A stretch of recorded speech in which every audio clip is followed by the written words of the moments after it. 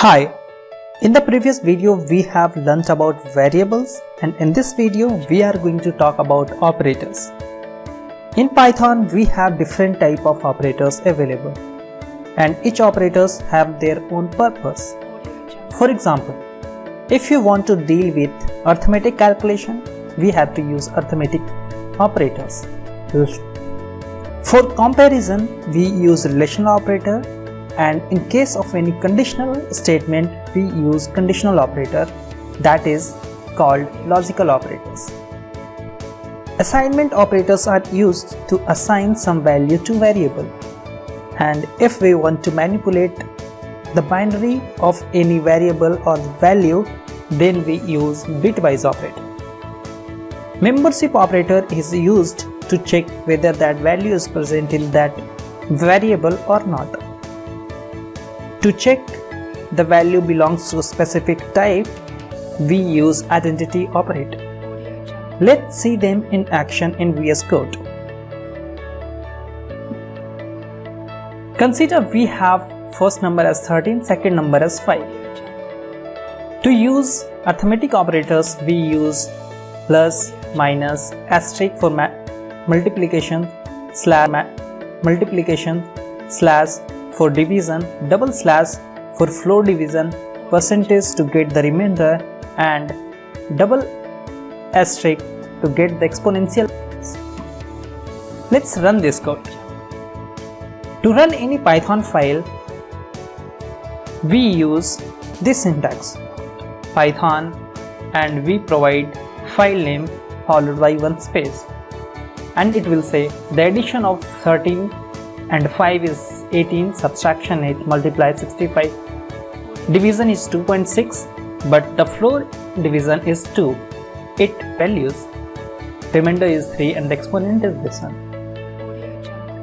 Apart from these values, Python also have a built-in module called math. So let's say import math,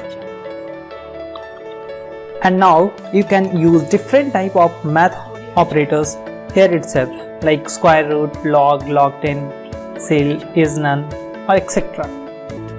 The next one is relational operator, which is used as a comparison operator. For example, first number is 3, the second number is 5. Double equal to sign is used to check is this first number is equal to second number or not. Exclamation equal to, not equal to, greater than, less than. Similarly, we have greater than. So let's run this code. To run the code, you can either use Ctrl F5 in VS Code or F5. Then operators returns Boolean value based on these conditions. So let's talk about the conditional operator, which is also called logical operators. Let's say the first condition is true and the second condition is false. To use the logical AND, we use AND keyword, and it returns true only if both conditions is true. Logical OR returns true if any of the condition is true. Apart from this, we also have a NOT operator, which returns the complement. Means if it is true, then it will. Apart from this, we can use listing of these operators. For example, print not of first condition and second condition. So first condition is true and second condition is false, so it will return false. Now false or first condition is true, so false or true, it is returning true. Now not of true is false, so it will return false. So let's run this code.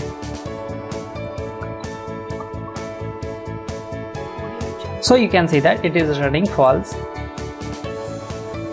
Now let's talk about assignment operator. Consider we have one number, first num is equal to 3. To assign one value, we can use temp val is equal to first num. It means the value of first num now will be equal to temp val. We can do something like this one, temp val plus equal to first num. This will be equivalent to temp val is equal to temp val plus first num. Similarly, we have minus equal to, asterisk equal to and slash equal to, and it will be similar to temp val minus equal to first num is equal to temp val is equal to temp val minus first num. Now let's talk about the bit manipulations operator, that is bitwise operator. In this we have four types of operator: bitwise AND, bitwise OR, bitwise. Bitwise AND, it is like a multiplication. So let's consider we have four number. First num is equal to third number is equal to 30 and second num is equal to fourth num is equal to 5. To check the binary form, we can use bin method. Let's say we want to find out the binary of 13. So it is 1101 and consider the value of binary of 5.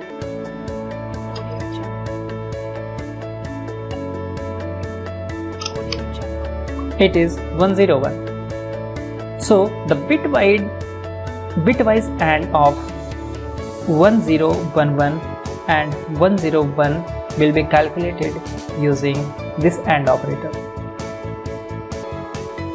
Bitwise OR, it's like the addition of binary numbers and it is represented using this pipe operator. Bitwise XOR returns true only if exactly 1 is true, and it is represented by this symbol. Apart from this, we have this complement operator which is represented using tilde.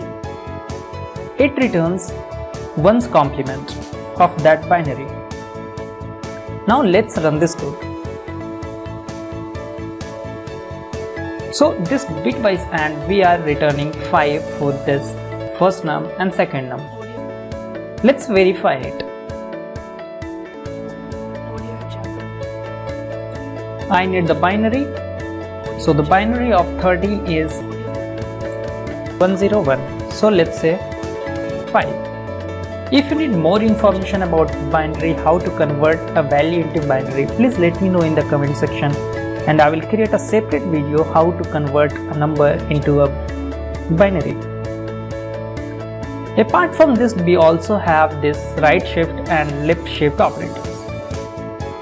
Let's say we have one variable temp val is equal to 10. The right shift operator is denoted by two angular brackets which is in the right shift. Right shift shifts the bit to the right by the specified number of places. Let's say 10, right shifts by 1. Now we are doing a right shift by 1. So let's right shift this by 1. So the value will be 101. And this is equivalent to, again to do the same for left shift. If we will do the left shifting, then this will become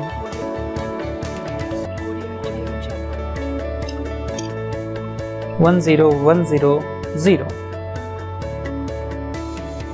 and this will become now 60.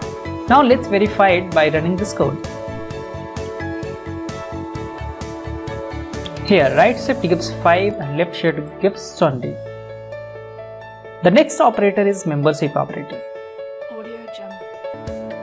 This operator is denoted by in keyword. It is used to check whether the value is present in that variable or not. Let's say we have two users, user 1 and user 2, and we want to check whether true is present in this user 1 or user 2. So we can say true in that variable.